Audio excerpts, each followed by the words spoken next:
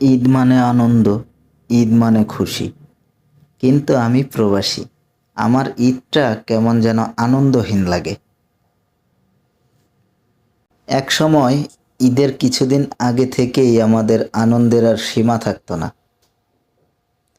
নতুন জামার জন্য কত জেদ করতাম। বাবা প্রথমে বলতেন, আরে আগে ঈদের দিন আসুক, তারপর জামা কিনে দেব। আর মা বলতেন, এখনই জামা কেনার কি দরকার আছে, তোর তো অনেক জামা আছে। কিন্তু আমরা দমে যাওয়ার পাত্র নই। যেভাবেই হোক ঈদের আগেই নতুন জামা চাই।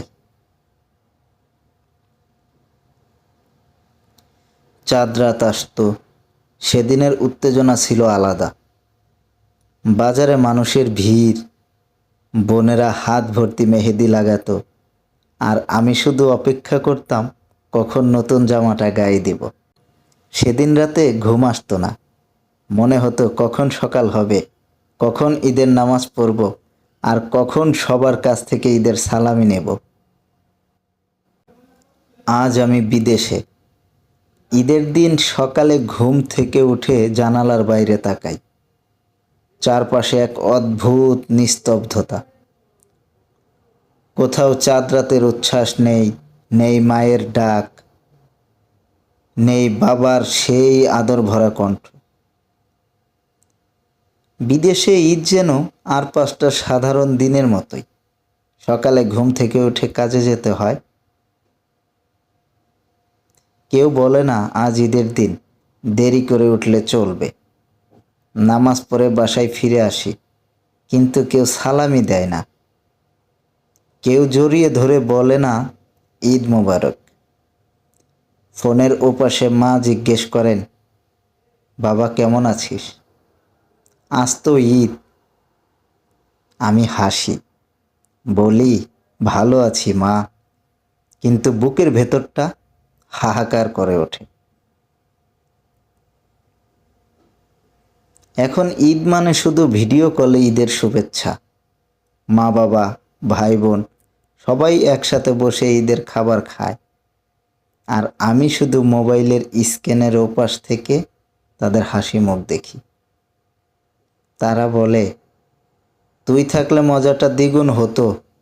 আমি শুধু মাথা ঝাঁকাই, মুখে হাসি রাখি, কিন্তু ভেতরটা যেন ফাঁকা হয়ে যায়।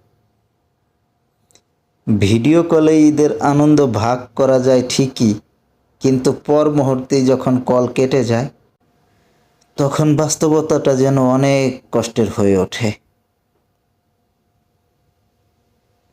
চারপাশে প্রবাসী বন্ধুদেরও দেখি, সবার মুখেই একই অভিব্যক্তি, এবারও পরিবার ছাড়া ঈদ কাটল। সবচেয়ে বেশি খারাপ লাগে যখন মা বলেন, বাবা পরের ঈদে না হয় চলে আয়। আমি জানি মায়ের কথায় একটা অদৃশ্য আকুতি আছে, বাবার চোখেও একটা আশার আলো দেখি, কিন্তু আমি জানি সব কিছু তো ইচ্ছে করলেই সম্ভব না।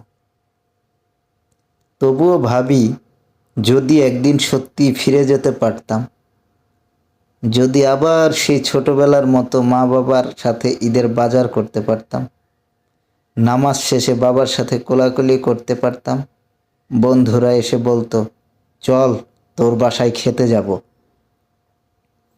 প্রবাসের ঈদটা কেবল টাকা পয়সার খেলা নয়, এখানে শুধু একটাই অভাব, পরিবারের স্পর্শ, আপনজনদের ভালোবাসা। প্রবাসে থেকে বুঝেছি, ঈদের আসল আনন্দ নতুন জামা কাপড় বা খাবারে নয়। ঈদের আসল আনন্দ পরিবার আর প্রিয়জনদের সাথে কাটানো সময়।